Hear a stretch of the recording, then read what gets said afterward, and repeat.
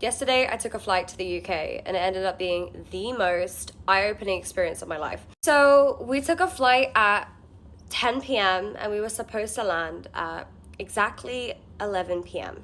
We were up in the air, we're doing well, alhamdulillah.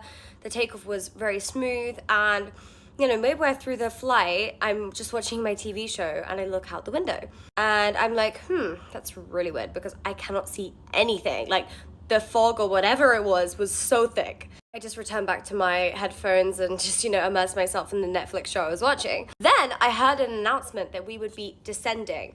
So I decided, you know what, let me take my headphones off and really focus. And we were descending, for no joke, an hour and a half. And I was looking at the time, I was like, it is now an hour later than when we were supposed to land. I'm looking outside and wait, my cat is eating my food.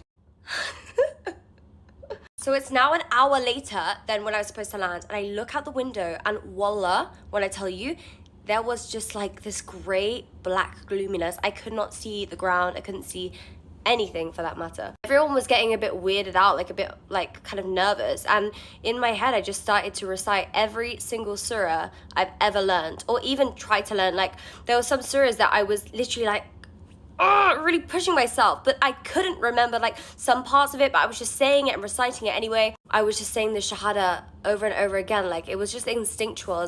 I just started reciting all the Islamic knowledge I knew, and I felt like in that moment I just felt the presence of Allah subhanahu wa ta'ala. I really felt it in my heart. I was like, okay, it's gonna be okay. Anyway, so long story, alhamdulillah, we did land, but then we were like, it's too late to get a train. So we were like, how are we gonna get home? The taxis were like £150 because the airport was packed and everyone wanted a taxi, obviously. There was this one guy and he said, look, I'll give it to you for £80.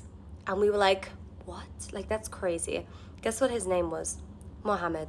MashaAllah, Mohammed. I wish I could have thanked him even more. I was so tired, but yeah. Sometimes, like, I just got home, I was like, why did it take me feeling like this was the end to recite all my surahs? I should be reciting them every day. Well, I should be, but I'm not. And so, like, if this is a message to you, it's that don't wait until those moments where you're terrified to be like, I need to be on deen right now and I need to recite all the surahs I know. Like, we should be doing it every day as Muslims.